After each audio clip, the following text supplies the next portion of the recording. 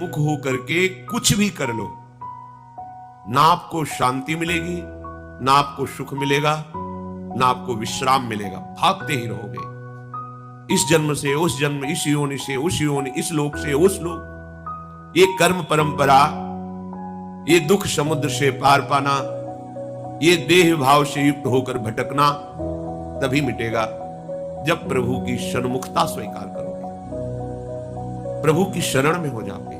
ये बात केवल आप मनुष्य शरीर में ही सुन सकते हैं, समझ सकते हैं और इस मार्ग पर चल सकते हैं।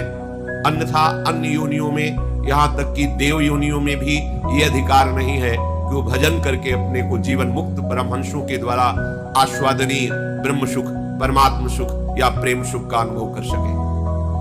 इसीलिए इसको बहुत दुर्लभ देह कही गई है, क्योंकि हम साधु समागम करके परम पद प्राप्त कर सकते हैं। साधु समागम करके हम भगवान के प्रेम में उन्मत्त हो सकते हैं, जो महासुख है। प्रभु ने एक बताया अपना प्रिय भक्ति मार्ग, जिसमें सर्वतोभावेन, मन से भी किसी का आश्रय नहीं लेना,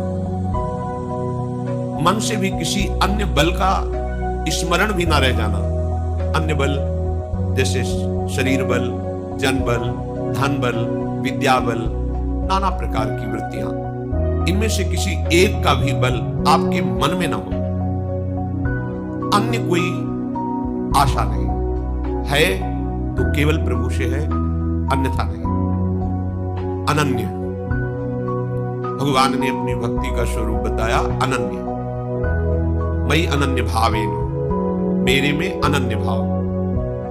अपने को लग सकता है क्या भगवान को ईर्ष्या है क्या, जो कहते किसी और का सहारा ना लो, किसी और बल का आश्रय मत लो, क्योंकि और बल है ही नहीं, केवल भ्रम है, केवल भ्रम। जहां कहीं कोई भी बल, तेज, वैभव, विद्या, गुण दिखाई दे रहा है, वो भगवान श्री हरि की एक कृपा कोर से है, किसी में बल नहीं है। जिसमें भी जो बल दिखाई दे रहा है वो महाबल श्री हरि का है, दूसरे का नहीं है।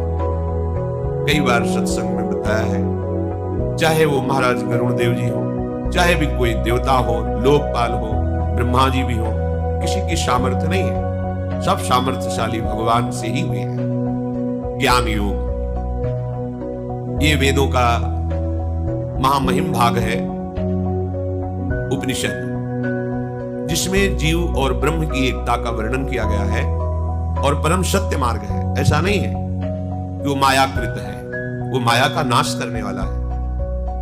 वेदों में भगवद वाक्यों को पाया गया। भगवान जब इस सृष्टि की रचना करने का भाव, तो एकोहम बहुश्यामः, मैं एक बहुत रूपों में हो जाऊं, ऐसा संकल्प किया तो ये चराचर जगत प्रकट हो गया। चराचर जगत के रूप में कोई और नहीं, स्वयं श्री भगवान प्रकट हुए। अगर हम भेदभाव करते हैं तो शरीर को लेकर करते हैं। स्वरूप अभेद है, सबका अभेद है। कोई भी ऐसा किसी भी मार्ग का उपासक नहीं है जिसको यह बोध ना होता हो कि स्वरूप अभेद है। सेवक जी महाराज कह रहे हैं, आत्मा हरिवंश प्रकट परमानंद, श्री हरिवंश प्रमाणमनम। मेरी आत्मा के रूप में हरिवंश चंद्रजू ही प्रकाशित हो रहे हैं, जो परमानंद में है।